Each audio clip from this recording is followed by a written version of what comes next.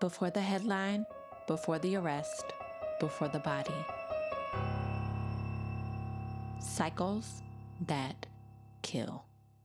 In episode 2, I told you about a woman named Dylesia Anderson, a mother in North Memphis who worked hard, took night classes, and died at the bottom of a grave because of the world her son was living in. The thing that put her there, the belief that a good mother absorbs, protects, stays silent, holds the walls up no matter what, has a name. I mentioned it in the last episode about Devon Robinson when I dissected his mother's inclination to help him hide after he turned a house party into a massacre. I called it loyalty conditioning, and I want to give you even more language around it, more clinical tools, more ways to see it when it shows up in your own life, your own family, your own history. So today, I'm going to do exactly that. On October 25th, 1994, Susan Smith strapped her 3-year-old son Michael and her 14-month-old son Alex into their car seats, drove to the edge of John D. Long Lake in Union, South Carolina, got out of the car, put it in drive, and watched it roll down the boat ramp and disappear into the water. It took 6 minutes for the car to fill and sink to the bottom of the lake. She watched the whole thing. And then she went and knocked on a neighbor's door and told them a black man had carjacked her and taken her babies. For 9 days, she stood in front of cameras and cried. She pleaded for the safe return of her children. She held their father's hand and cried out to boys she knew would never hear her, "Your mama loves you so much." And then, on November 3rd, 1994, she confessed. The car was recovered from the bottom of the lake with both boys still inside, strapped into their car seats. Divers reported that one of their small hands was pressed against the submerged window. Welcome to Cycles That Kill. I'm Dr. Dylesia, and today we're going to answer the questions this case has been generating for 30 years. How does a mother kill her children? What was built inside of her and by whom that made that feel like an option? Because I promise you, this story does not start on October 25th, 1994. It starts in a small mill town in South Carolina with a little girl and the people who were supposed to protect her. Loyalty conditioning is a process by which a family system teaches its members that love is demonstrated through protection, silence, and unconditional backing of the people you belong to, no matter what, even when what they are doing is dangerous, even when the cost of that loyalty is your own life. Today, I want to add 4 more concepts to the loyalty conditioning framework, and I want you to hold all 5 of them as we go through Susan's story because every single one shows up in her childhood, in her mother's choices, and in what Susan herself did on that South Carolina boat ramp. The first is betrayal trauma. Betrayal trauma is what happens when the person who causes you harm is also the person you depend on for survival. It's not just abuse, it's abuse by someone whose protection you need, which means your mind has to do something extraordinarily complicated. It has to survive the harm while simultaneously maintaining your attachment to the person causing it, because losing that attachment feels more dangerous than the abuse itself. The second is fear-based bonding.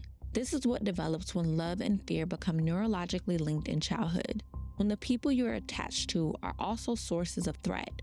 Whether through abuse, abandonment, or unpredictability, the brain learns to experience love and danger as the same thing, which means as an adult, you're drawn to relationships that recreate that feeling. Not because you want to be hurt, but because that feeling is what love has always felt like. The third is abandonment schema. A schema is a deeply held core belief that forms in childhood and functions like an internal operating system, filtering every relationship through the same lens. An abandonment schema says the people I love will always leave. I'm not enough to make them stay. And when that belief is activated, when someone actually tries to leave, the response is not proportionate grief, it's survival level panic.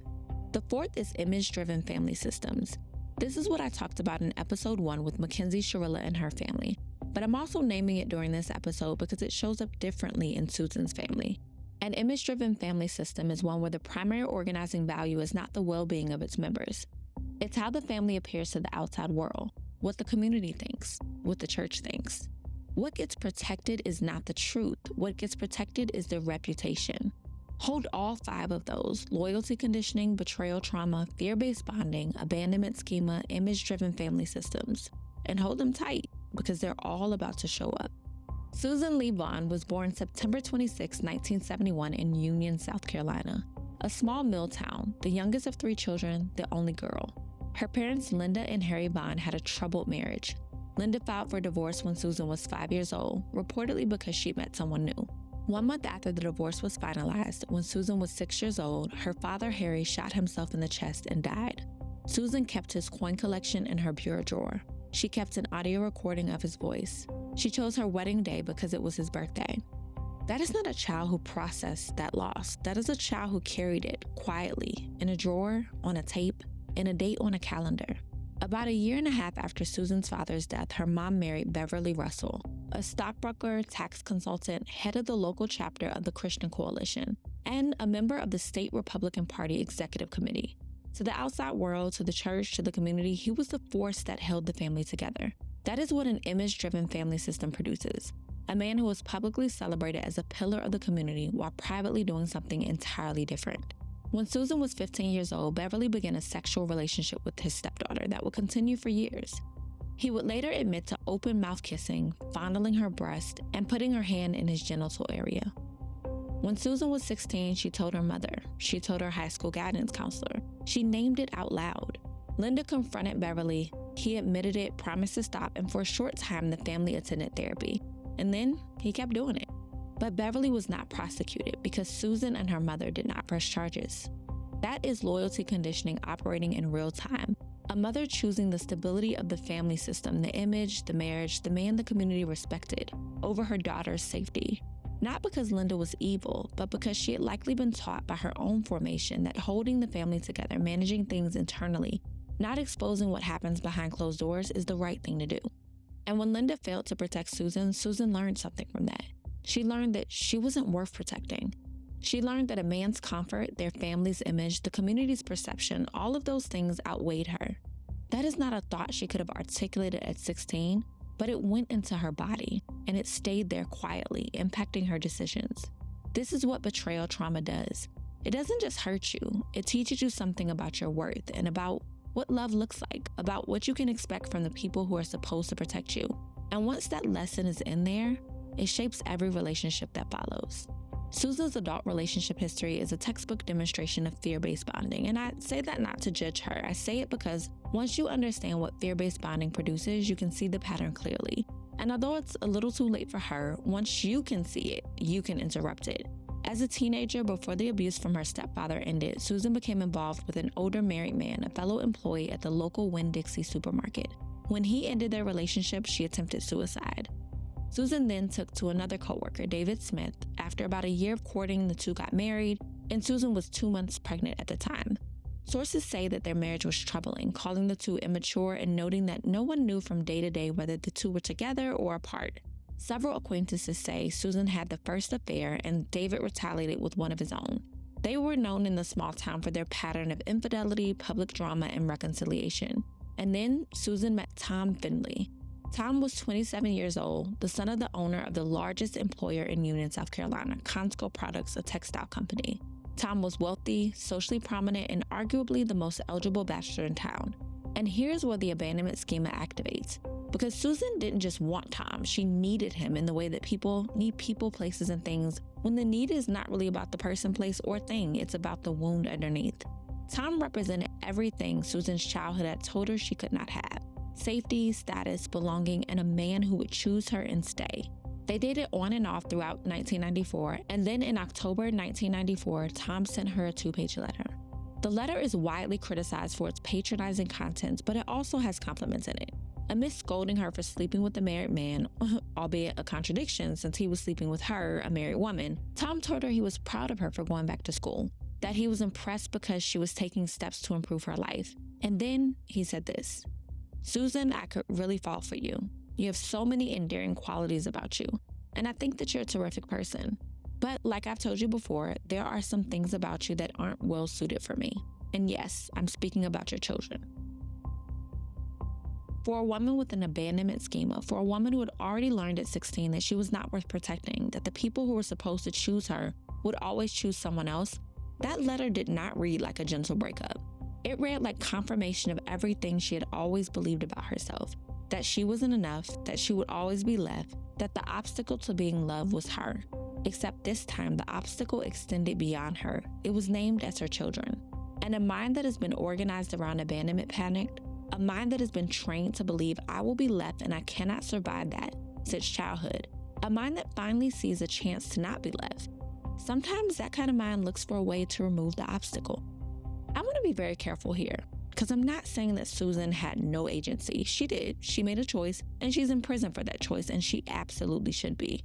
What I'm saying is that the choice she made was not random. It was the product of a specific set of experiences, a specific set of beliefs about her own worth, and a specific terror of the abandonment that had been installed in her before she was old enough to examine it.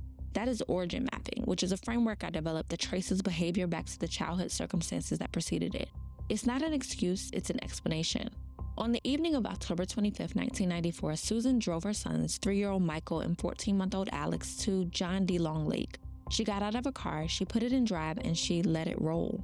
She watched for 6 minutes while the car sank. And then she walked to a nearby house and knocked on the door and told the neighbors that a black man had carjacked her at a red light, put a gun to her side, and driven away with her children. What followed was 9 days of national media coverage. Susan and her estranged husband David appeared on every major network pleading for the return of their boys. She stood in front of cameras and performed grief so convincingly that the entire country was fooled. That performance is clinically significant because it demonstrates something we already established in episode 1 with Mackenzie Shirella. What image-driven conditioning produces. A person who knows how to entertain onlookers with the expected emotion, because that's what survival has always required. Susan had been performing since she was 16. When she told the adults she trusted that her stepfather had been molesting her, and her mom chose reputation over protection. She learned early that the way you stay safe is to manage what people see. On November 3rd, Susan confessed. Investigators and members of the community had begun to doubt her story.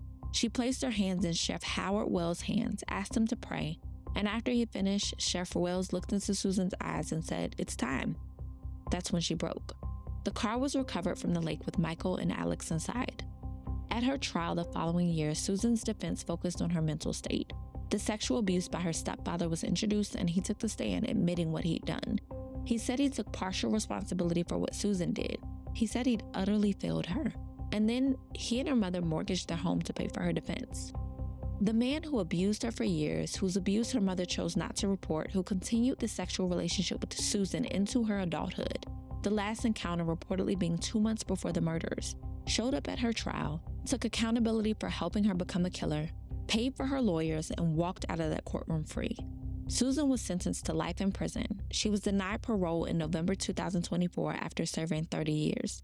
I want to talk about Linda Russell because she's a different kind of complicated. Linda was not present the night of the murders. She didn't plan them. She didn't cover them up. And by all accounts, she spent decades genuinely grieving, publicly defending her daughter, and trying to understand what happened. In 2000, Linda published a book called My Daughter, Susan Smith, in which she tried to detail Susan's background and make sense of what she did. She appeared on prominent media outlets and said she didn't think Susan did anything. Rather, the illness Susan had was responsible. I'm not going to spend time debating whether Susan is ill or evil or both. What I want to focus on is what Linda's statement reveals about her own relationship to accountability, specifically the accountability that belongs to her. Because here is what we know. Susan told her mother at 16 that her stepfather was sexually abusing her. Linda knew. She confronted him. He admitted it. And then Linda chose to stay. She chose the marriage. She chose the image. She chose the man the community respected over the protection of her daughter. And he kept abusing Susan for years, and they continued to have sex even after she became an adult, whether consensual or not, the last time being 2 months before she killed her children. Now, I'm not saying Linda caused the murders. I'm not saying that at all. What I am origin mapping is the specific thing that Linda's choice installed in Susan. The message that got coded when Susan was 16 and told her mother the truth, and her mother chose Beverly anyway. That message was, you're not worth the disruption your protection would cause. That message became the abandonment schema. That became the fear-based bonding. That became the operating system that activated when Tom Finley's letter arrived and Susan read the words, "I'm speaking about your children," and heard something entirely different than he meant. She heard the thing standing between you and being loved is your kids. But what created Susan's mother, Linda? What did she grow up believing about a woman's job in a marriage? What did she learn about what gets protected and what gets sacrificed? What was she taught about the cost of disrupting a family system? What was her own mother's relationship to loyalty, silence, and endurance? We don't have those answers. Linda has never fully told that story publicly and perhaps not even privately. But origin mapping tells us this. A woman who knows her daughter is being abused and stays. That woman did not arrive at that choice randomly. That choice has a history, and that history is sitting somewhere in the generation before her, unnamed and untouched. Let me pull the full origin map together now, because I gave you 5 clinical concepts at the top of this episode, and I want you to see where each one lives in this story. Loyalty conditioning. This is what Linda modeled. Stay with the family, manage it internally, do not expose what happens behind closed doors. Susan learned that lesson watching her mother choose her stepfather. Betrayal trauma. Susan was abused by the man her mother had chosen to be their protector after her father's death. That is betrayal at its most fundamental, harm delivered by an attachment figure. And the most insidious thing betrayal trauma does is make you unable to trust your own read on relationships. Because if the person who was supposed to protect you is the one hurting you, how do you know who's safe? You don't. You just keep trying to earn the love of people who have the same capacity for harm. Fear-based bonding. Susan's adult relationships were organized around the same emotional template she learned as a child. Intensity, instability, the constant threat that it could end, the desperate need to be chosen. Tom was not just a man she was dating, he was the activation of every attachment wound she had ever had, which is why his letter did not produce ordinary heartbreak. It produced the kind of panic that bypasses rational thought entirely. Abandonment schema, the core belief that she would always be left. Her father died, her mother chose Beverly. Beverly continued to abuse her after she asked for help. Tom broke up with her because of her children. Each of those moments confirmed the same thing. She was not enough. She would not be chosen, and in the moment the panic fully activated on that boat ramp at night with her boys in the car, the abandonment schema was running the show. Not her rational mind, the terror of being left one more time. Image-driven family systems. Beverly Russell was a Christian coalition leader. Linda published a book defending her daughter. The family managed its public face obsessively, even as everything inside it was breaking, and it's continued to do that. And Susan herself, in the 9 days of media appearances and the tears on camera and the "Your Mama Loves You So Much," was executing the only survival strategy the image-driven family system had ever given her. Perform what the audience needs to see. Protect the version of events that keeps you safe. That is the map, 5 concepts, every one of them traceable to Susan's decision to kill her precious sons. Every one of them installed by people who were probably running the same programming that had been installed in them. Michael Smith was 3 years old. Alex Smith was 14 months. They did not get to be in the origin map. They only got to be in the outcome. And that is why this work matters. If you've been listening for a while, you know I do this every episode. I hold up the mirror, not to make you feel bad, not to diagnose you, but because the whole point of this show is that these cases are not about people who are nothing like us. They're about people who are further down a road that a lot of us are standing in the middle of. So here's what I want you to sit with after this episode. Have you ever stayed in a relationship, including a family dynamic, because the attachment felt more necessary than the harm was unbearable? Have you ever minimized what was done to you because naming it fully would have meant dismantling a system that was bigger than you felt your feelings were? Do you find yourself most drawn to relationships where love and anxiety feel like the same thing? When someone pulls away from you, even slightly, even temporarily, is your response bigger than the situation warrants? Does the fear of being left sometimes drive you to do things you wouldn't otherwise do? Do you find yourself working constantly in your intimate relationships to prevent an abandonment that may not even be coming? Were you taught that family comes first, that you don't do anything to air your family's business, that you protect your people no matter what they do, that staying silent is the same as being loyal, that exposing the truth is a form of betrayal? None of those things make you Susan Smith, but all of those, if they go unnamed and unexamined, can take you somewhere you never intended to go. In smaller ways, in ways that don't make the news, but in ways that cost you and the people you love something real. Remember, what you can name, you can change, but what you cannot or refuse to name keeps moving. Call a spade a spade. New episodes of Cycles That Kill drop every week. If this episode hit you somewhere real, share it, leave a review on Apple, and come back next week. I'm Dr. Dylesia. This is Cycles That Kill. See you next time.